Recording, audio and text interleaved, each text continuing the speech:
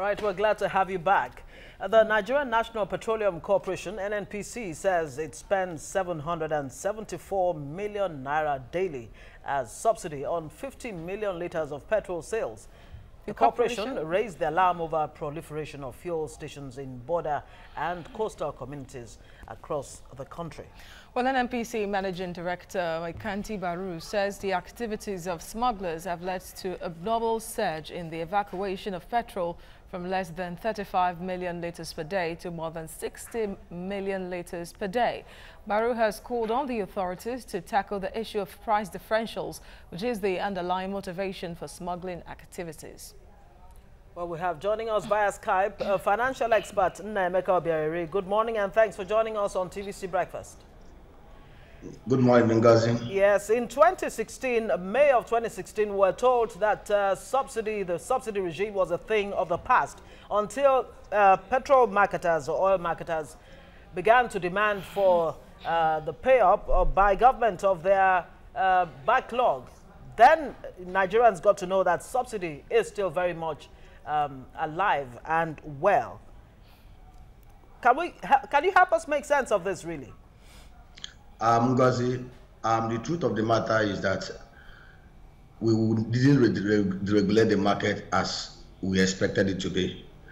The major problem we have is that we keep on allowing politics to trump over common sense.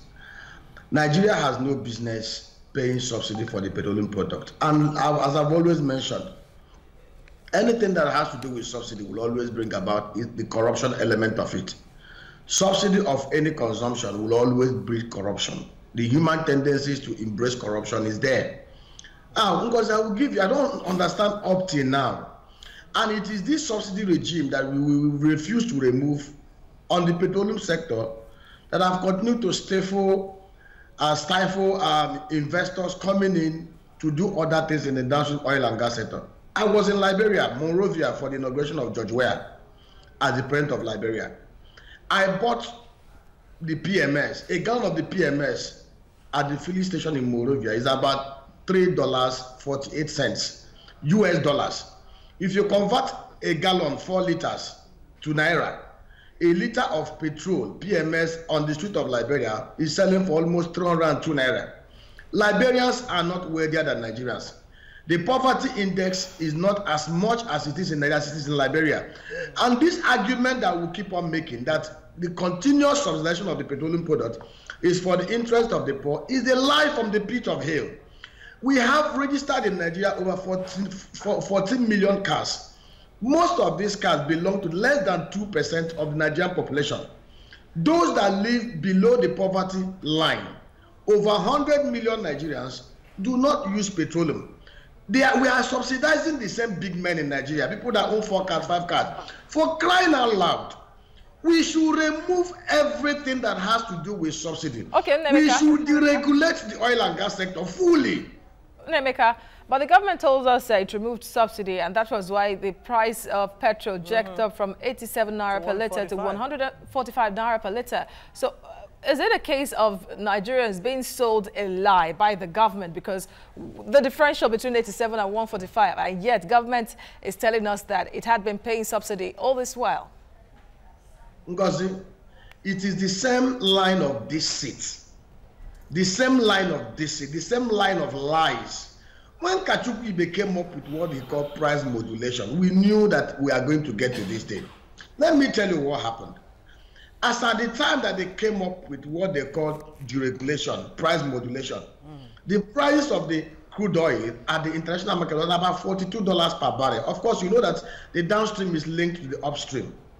To land a liter of the PMS in Nigeria as at then, everything total cost was about 100 to 102 naira. So the federal government of Nigeria was able, even making profits then. NNPC was making profits importing those products. That was why within the first 3 months of Kachukwu's regime as the minister, we saw the NNPC declaring profit.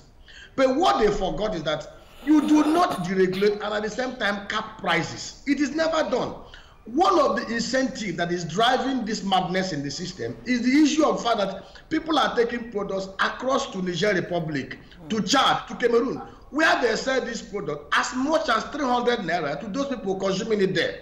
The only way we can stop this madness in this land, the only way we can allow investors to come into the downstream sector is for us to totally deregulate these products. The gas oil, the gasoline, the gas oil, the AGO, the diesel is deregulated. The DPK, the household kerosene, is deregulated. The ATK is regulated. This is the only PMS that is not deregulated. And I will tell you why. Before we even come to the issue of deregulation, Nemeka, if you would allow me, Baru's outcry, he's saying that the proliferation of filling stations across the borders is actually the reason why we have, you know, this huge jump in the quantity that Nigerians consume. Are you saying, or should we conclude that most of the imports actually going outside of the country, that's smuggling, from 35 million liters, which we're told that Nigerians were consuming, to about 50 million now. That's a difference of 20 million liters. That amount is going across the borders. Ngozi, there's no skyrocket science here. Our consumption cannot overnight jump from 35 million liters to 50 million liters a day. It is very obvious, it is very clear what is happening. And what is happening is that there is an incentive for those who have bad intentions to continue to do it. And I continue to say this thing. And this is not just ordinary. See, no poor man smuggles petroleum products across the borders to these other nations. No poor man. Because it's a cartel of the high and the mighty across the different sectors of the economy. And I will tell you the truth. And that truth remains, that we keep on playing lip service and keep on lying to ourselves in this country. If somebody in Niger, somebody in Chad, somebody in Cameroon, some of the landlocked countries can actually buy the PMS at 300 naira per liter, why are we still maintaining all this subsidy regime that continue to destroy our economy? Are you recommending that figure for Nigerians? Are you recommending that that is the realistic pump price that Nigerians should be paying? Ngozi, if you totally deregulate, let me tell you, as of today, the market price of the PMS fluctuates in the international market. There was a time a metric ton of the PMS was about $490. Today it's about $630 to $650 per metric ton. A metric ton of the PMS is 1,341 liters.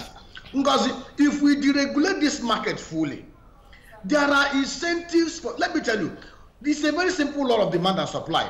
NNPC is the sole importer of the PMS, and NNPC does not have the capacity to bring the required consumption level for Nigeria. Let us forget all these numbers we are throwing about.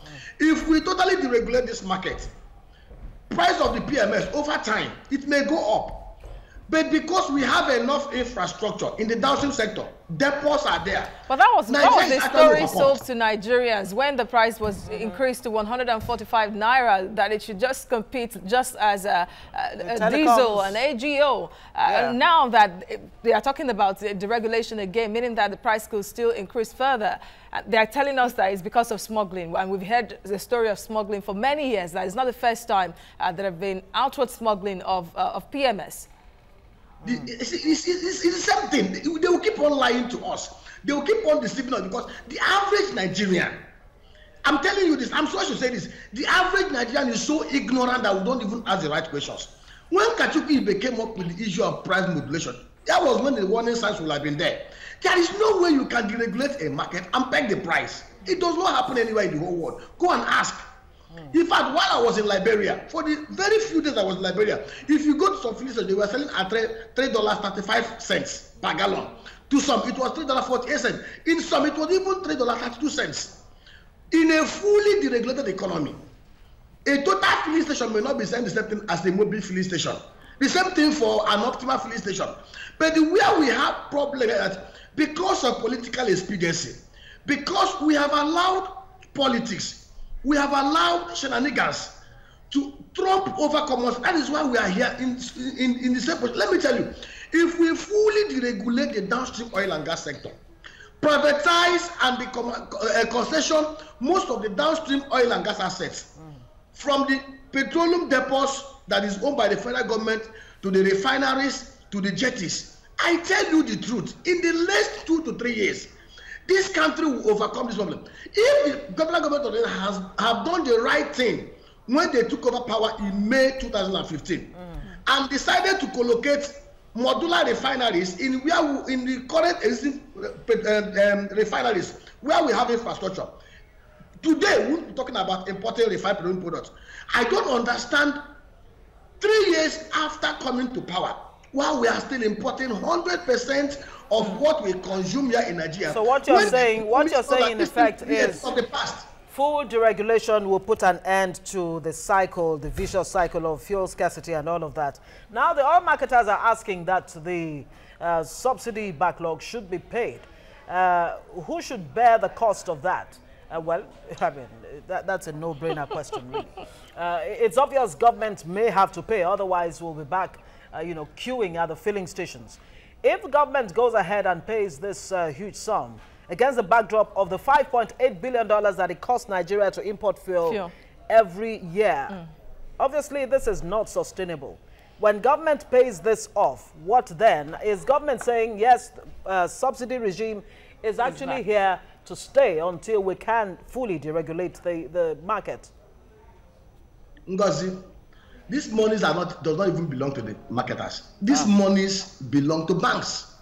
Most of these marketers borrow this money from banks. Banks finance the LCs that they use to import this product. These monies we are talking about here are monies belonging to commercial banks in Nigeria. If you look at the balance sheets, the books of most of these commercial banks, you will discover that most of them are carrying toxic downstream oil and gas assets in their books. We are creating systemic problem by not paying off these debts. The federal government must go ahead and pay it. And because I will tell you why they will not deregulate. Everybody is looking towards 2019. Even if this economy sinks, these guys will rather destroy this economy than do the right thing because of politics. Wow. All right. Nigerians need to be educated. We hope that is not the case, really. We hope that is not the case. Absolutely. That politics would have the upper hand and the economy. On the economy of Nigeria, especially now that the country is crawled out of recession. Yeah, exactly. And things are getting gradually back to normal. Thank you so much. Thank you very much for your analysis. insight. You're a financial expert, and thank you for your insight. And of course, you're advocating for full deregulation of the oil sector. Thank you for joining us on the show. You're welcome. All right, we'll take a very quick breather, should we? And then when we come back, we'll talk about this long wait for the 2018 budget to be signed into law. Stay with us.